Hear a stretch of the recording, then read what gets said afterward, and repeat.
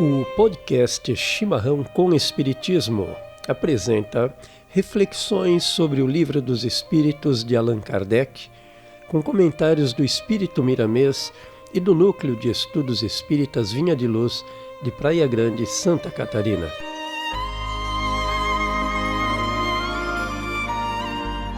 Neste programa abordaremos a questão de número 141.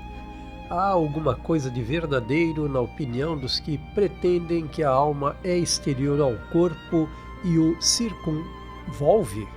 Resposta dos Espíritos. A alma não se acha encerrada no corpo, qual pássaro numa gaiola. Irradia e se manifesta exteriormente como a luz através de um globo de vidro ou como o som em torno de um centro de sonoridade. Neste sentido, se pode dizer que ela é exterior, sem que, por isso, constitua o envoltório do corpo. A alma tem dois invólucros, um sutil e leve, é o primeiro, ao qual chamas perispírito, outro, grosseiro, material e pesado, o corpo. A alma é o centro de todos os envoltórios, como o germen em um núcleo, já o temos dito. Comentário do Espírito Miramês. O estudante tem o direito de especular aquilo que lhe desgasta o raciocínio. Para tanto, estamos dispostos, nós desencarnados, a responder o que podemos e o que nos couber entender, acerca das leis espirituais dos espíritos e dos seus corpos. É possível dizer alguma coisa sobre o reino dos espíritos, qual seja o corpo físico, um reino passageiro, mas edificante, quando aprendemos a aproveitar as oportunidades. Nos comentários aqui do grupo Vinha de Luz, nós vamos falar de oportunidades. Dada a grandeza da obra divina, pensemos no tanto de trabalho a ser desenvolvido por tantos irmãos, de planos ainda nem imaginados por nós para aqui estarmos. Tais trabalhos podem estar acontecendo tanto na condição de encarnado como na de desencarnado. A verdade é que todos estamos em processo de crescimento, desde que saibamos aproveitar tais oportunidades, como já nos disse o Miramês. Pois é, Regina, e pensemos mais um pouquinho. O espírito se distingue pela soma das experiências, dos conhecimentos em sentido amplo, acumulados ao longo das suas existências. Dentre tantos, tais conhecimentos e aprendizados podem se dar no campo dos conceitos, das ideias, dos sentimentos, dos sonhos, dos ideais, também no campo das escolhas, dos erros, enganos, das realizações, das convivências, dos encontros e em vários outros campos da vida. O espírito é a inteligência. Carrega consigo, através de suas existências entre os dois mundos, em que transita os valores, as vontades, as muitas e várias ações, construindo por fim, cada dia mais elaboradamente, sua individualidade e a sua própria consciência. Meus amigos, então sabemos que o meio tem grande influência sobre o espírito, tanto positiva quanto negativamente. Absorvemos os valores nobres e os assimilamos no meio em que vivemos mais rapidamente quando já compreendemos um pouco mais as leis divinas. Esta mesma rapidez pode ocorrer no sentido contrário, por valores menos dignos que serão computados na fieira da vida como grandes débitos.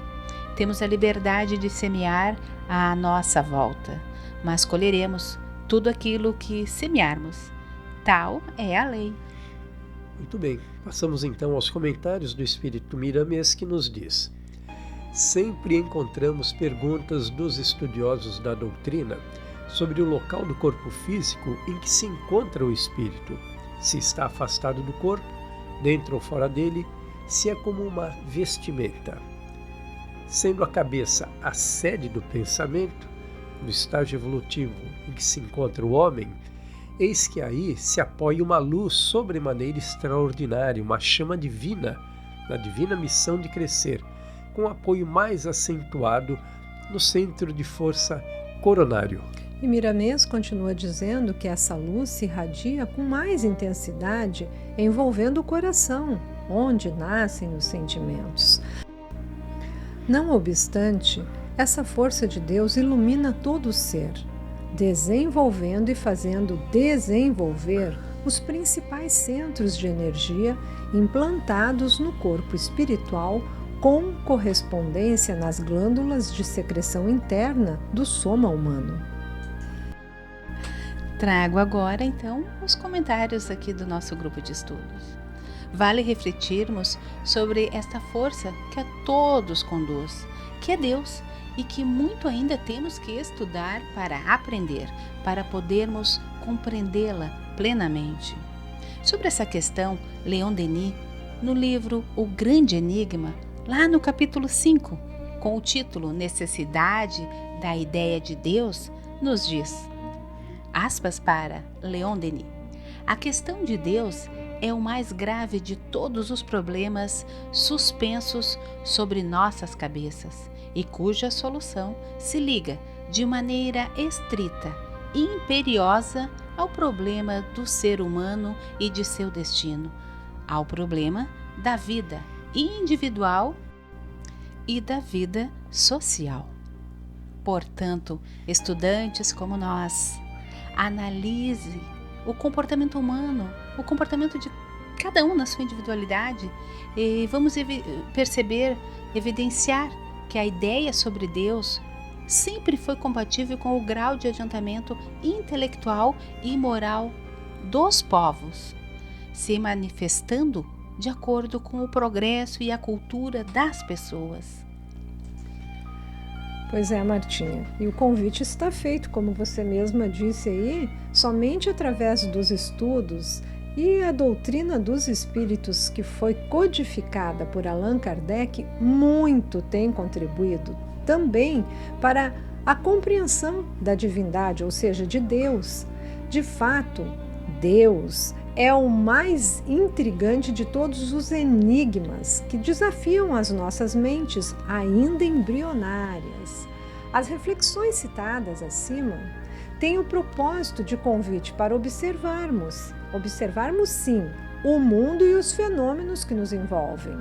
Precisamos atentar para a grande obra, para percebermos que estamos inseridos neste grande fluido cósmico universal e que a influência sim existe. Precisamos nos dar conta de que somos perispírito, espírito e matéria. Muito podemos aprender, desde que estejamos dispostos a buscar com afinco e dedicação o conhecimento.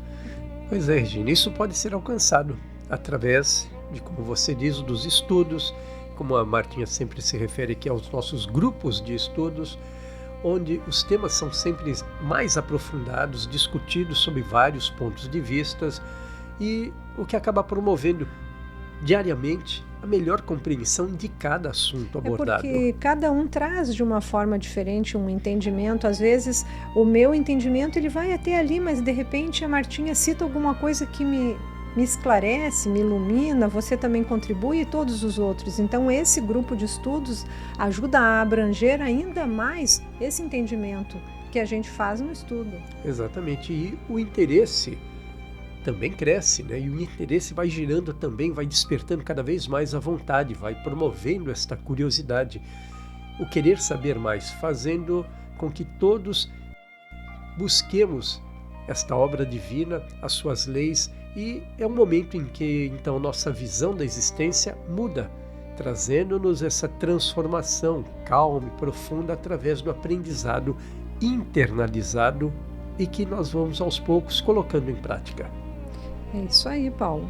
E vamos então voltando ao comentário do Espírito Miramês. Ele nos diz: o espírito é ligado ao perispírito por junção atrativa do próprio magnetismo que ele mesmo segrega nas suas fibras mais íntimas. Com esses laços, se assim podemos dizer, ele domina e garante a sua forma pelo tempo que for conveniente. E o corpo físico também é envolvido pelo magnetismo mais grosseiro do corpo espiritual, é dirigido e obediente à forma de intermediário do espírito com o corpo. Miramês ainda nos diz mais. Eis aí uma cadeia de influências sob o comando do espírito imortal, que vive e progride onde Deus lhe ofertou os recursos para tal.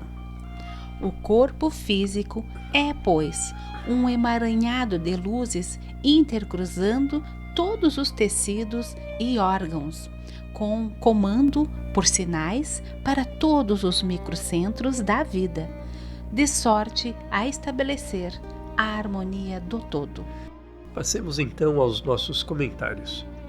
Sendo o corpo físico um emaranhado de luzes intercruzando todos os tecidos e órgãos, como nos diz Miramês, e você acabou de citar, Martinha, pensemos no grande privilégio de reencarnar, de termos um corpo físico material. Então, este corpo é um precioso recurso que Deus concede ao espírito reencarnante para a aquisição de novas experiências na Terra. E o nosso grupo aqui diz ainda mais a respeito aí, que o corpo humano, considerado apenas em seu aspecto morfológico, conforme já temos absoluto conhecimento, é de uma complexidade extrema. Se além desses atributos nós o considerarmos como também portador de capacidades extracorpóreas, conforme definido por Miramês, iremos ter uma ínfima ideia de quanto Deus nos proporciona, nos oferecendo esse presente que é a vida. Regina, por essa extrema importância, o corpo deve ser preservado contra tudo o que possa concorrer para o seu desgaste prematuro. Preservá-lo, no entanto, não é partir para a atitude de autoadoração, mas portar-se com critério e responsabilidade, cuidando da saúde, do equilíbrio físico, do bem-estar orgânico, mental e espiritual. E sabemos, Martinha, que quando bem dirigido, o corpo auxilia o espírito na aquisição do seu processo. E quando ocorre um descuido, muitas vezes pode ser a causa do fracasso em nossa jornada. O corpo é, acima de tudo, o templo vivo e abençoado do espírito e, assim, desta maneira, deve ser cuidado e também, como tanto, respeitado. Traremos mais um comentário do espírito Miramês.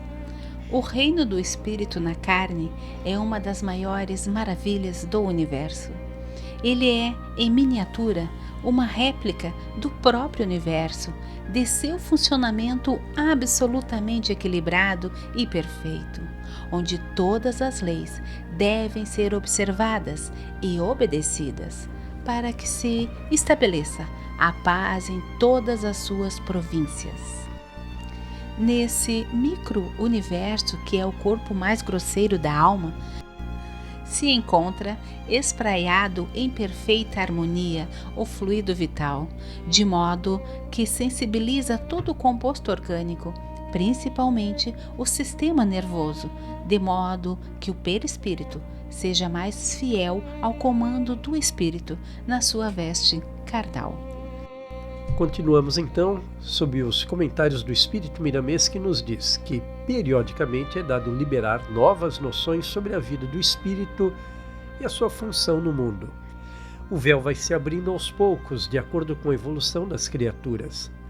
Procurando meditar sobre o assunto, poderás, pelo esforço próprio, ir se aprofundando nesses mistérios da alma que encantam e alegram a todos os corações, surgindo então a grande esperança que marca na vida o princípio da felicidade, mesmo vivendo em carne.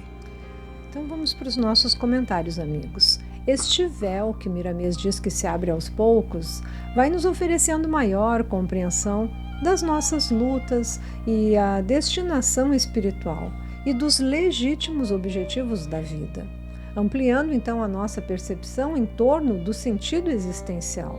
Dessa forma, iremos fortalecendo a nossa fé, aprimorando o nosso mundo íntimo e o enriquecendo de valores duradouros que serão realmente as nossas aquisições permanentes e firmes. Regina, lembrando a todos então que a doutrina dos Espíritos veio como o consolador prometido por Jesus, o educador por excelência e psicoterapeuta ideal, que estabeleceu as bases de sua doutrina no amor, porque sabia que este seria o caminho de nossa redenção espiritual.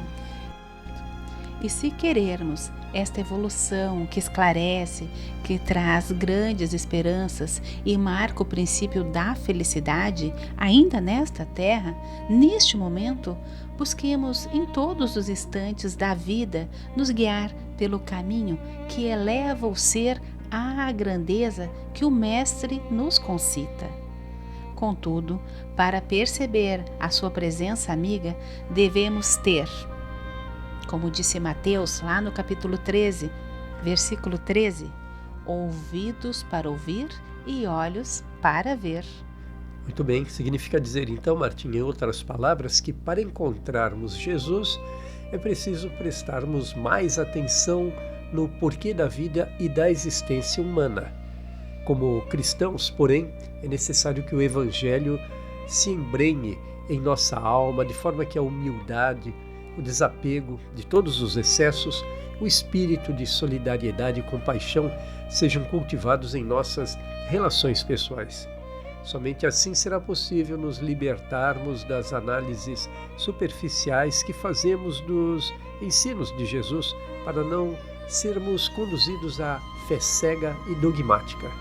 E então, amigos, começaremos a ter as respostas e a compreender que somos, sim, espíritos encarnados vivendo mais uma experiência na matéria e que, embora o meio nos influencie, as tentações mundanas nos rondem o tempo todo, somos nós os autores de nossas próprias histórias.